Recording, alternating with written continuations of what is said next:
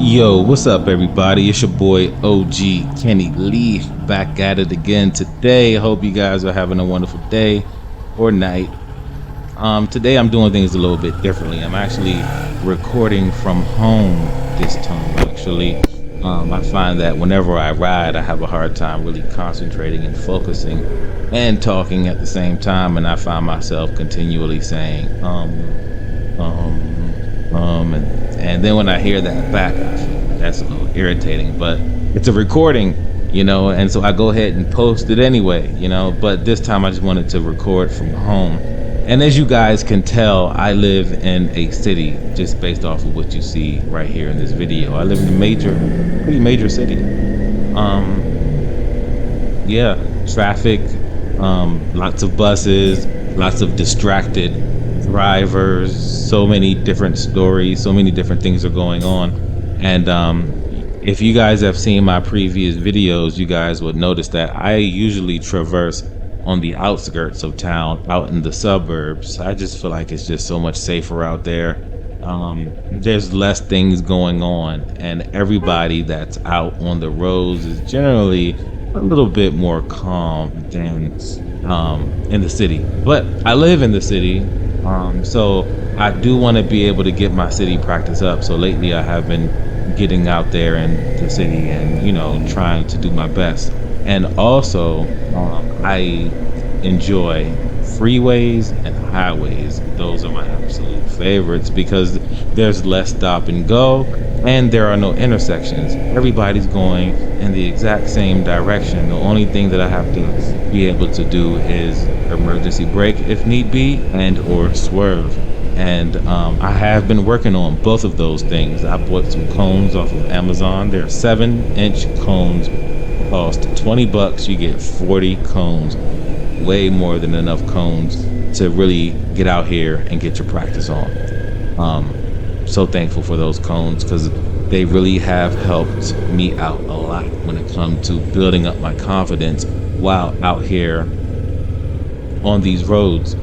And so along with my practice though, I did also contact my MSF instructor, the one that helped me get my license. Contacted him to find out what is the next step on this motorcycle training journey. And he told me the next step is novice level 1. And so I'm already getting ready to get that set up, and I'm gonna get that set up for the end of August. And altogether, they have novice level 1, novice level 2, intermediate, and advanced. Oh wait, there's also street time. Seat time. Seat time comes somewhere in between novice level 1 and novice level 2, maybe even after that, but there is still seat time. However, with that being said, I'm taking all of these courses. I'm probably gonna take one course a month, get my skills up. We got to do everything we can out here to be safe, because a lot of times if you guys live in a major city like I do and you're out here on these roads, you know that some of these people drive in a way where they don't really care about our presence. So the only way I feel like we can counter that is to get as much practice as we possibly can, not just on the street, getting familiarity with how things operate, but also finding a parking lot somewhere. Man, I found a couple of parking lots. I have some measuring tape so I can measure out my cones, spacings.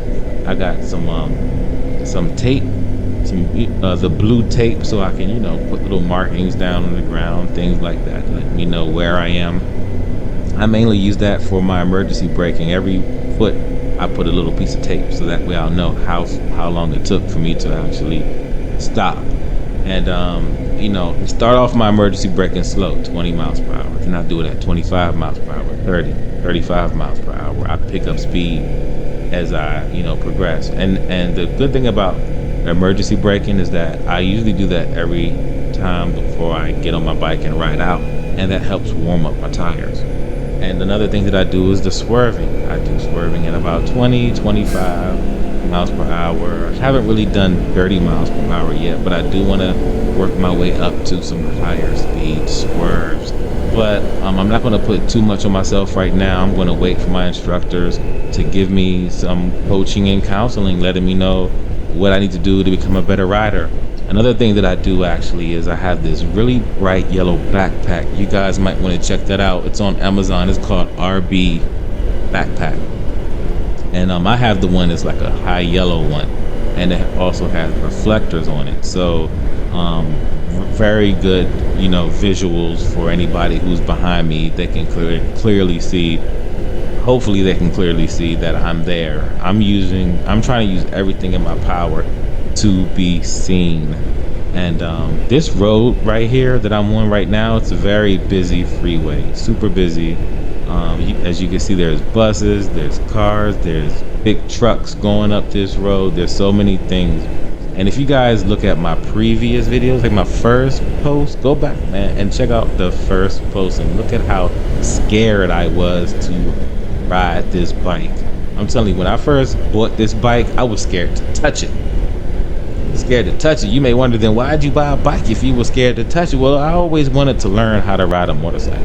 And I never thought about how scary it was. All I thought about was the fun that I would have riding my bike. But then the moment I buy my bike, that's when I'm starting to hear all these horror stories and things like that. But I feel like the thing that's going to counter that is studying, practice, understanding how to really operate these vehicles. And I feel like that can be a great thing for each and every one of us, especially us new riders. Even you old school riders, you guys have been riding for 10, 15, 20 years. I think maybe getting a little bit more practice under your belt might be a good thing too. I don't know.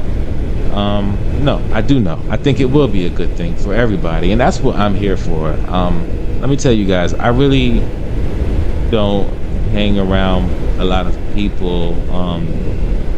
I'm kind of a hermit, and I think that's why I like motorcycling, because I'm inside of my helmet doing my thing. But the more I ride, the more people I meet that ride, and the more I realize the brotherhood that we have. And I'm really enjoying this brotherhood, and I'm going to do everything I can do to contribute to this brotherhood, and I feel like this is my way of contributing to the brotherhood, is to try to help prevent motorcycle accidents. Let's definitely have fun, definitely ride out, but at the same time get the skills and training that we need to be the best riders that we can possibly be. That's what O.G.KennyLee is all about. And I think I actually found that out over the course of time. Like, what is my purpose in this space right here? And I believe that that's my purpose right here, is to have fun, of course, but also encourage other bike riders to get some practice in there and ride safe. We got to look out for each other, and as you guys know, some of these drivers, they don't look out for us, so we got to basically look out for each other.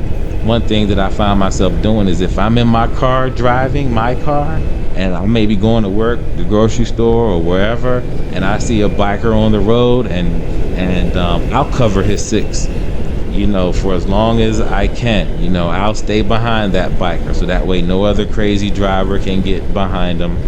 I will cover his six, until my exit come, or until his exit comes first.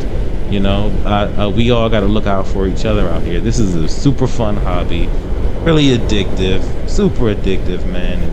And it's kind of expensive too, actually, once you really get into it. Buying the bike, getting it insured, buying gear.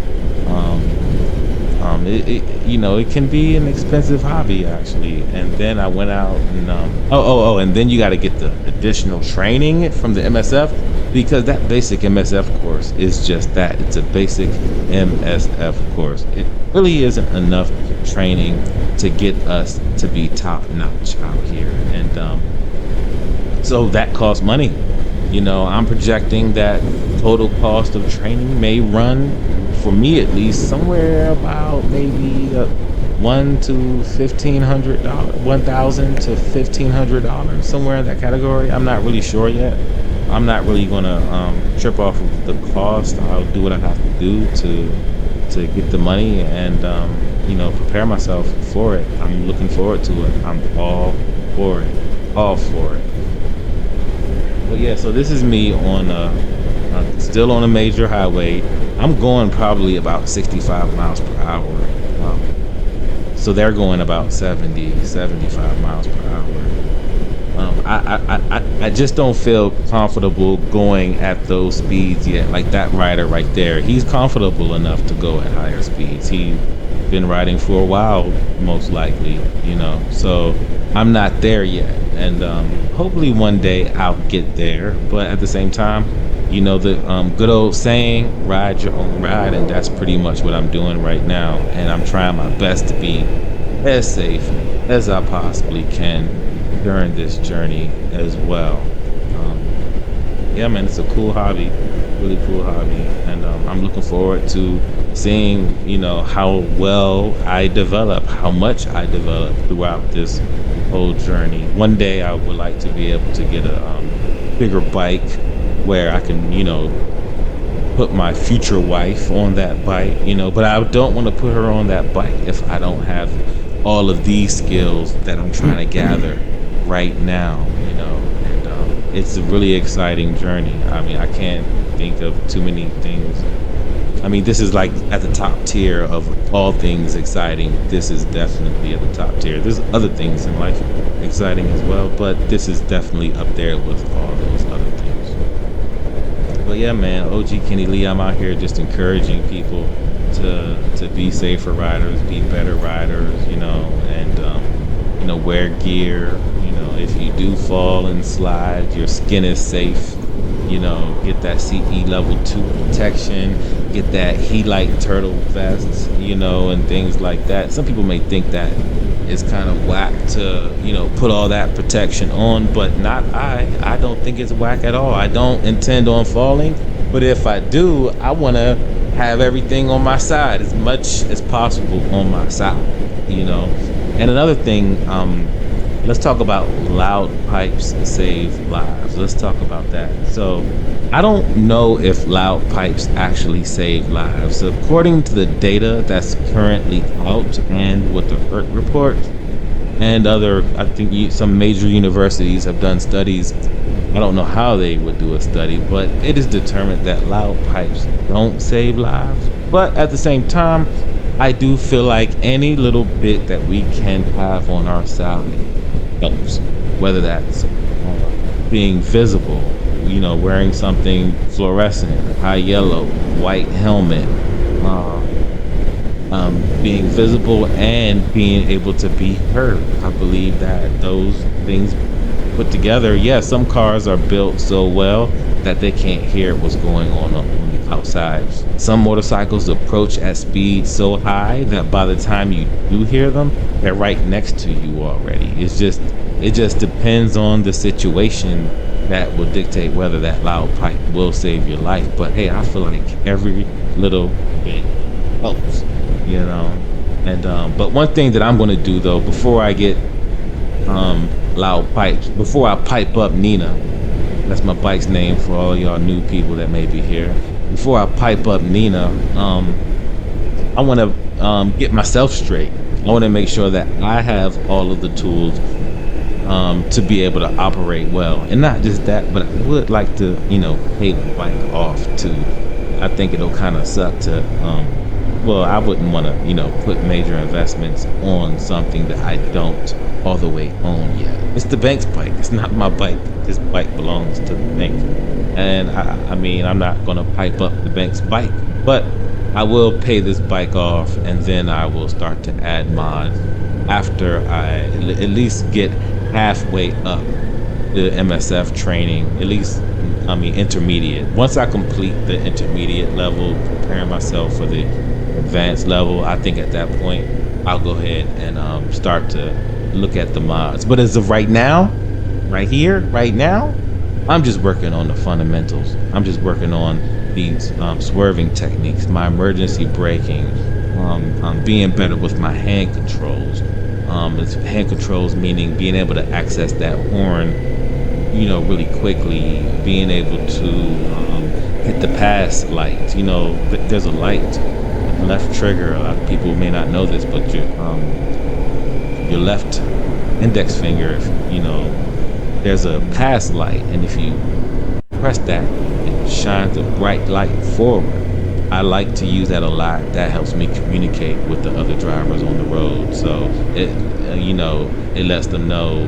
I usually use that when I say you go, or sometimes I use that when I say, hey, watch out for me, I'm right here. That pass light is great. Whoever invented that thing, genius. I'm glad it's there. Check it out. That pass light. But as you guys can see, though, I really enjoy riding on the highway. That's, less stop and go, more breeze and things like that. But of course there are higher speeds. Look at that car right there. He's even riding on the other side of that white line, which is just crazy. And I don't know how fast he was going, but he was going pretty darn fast.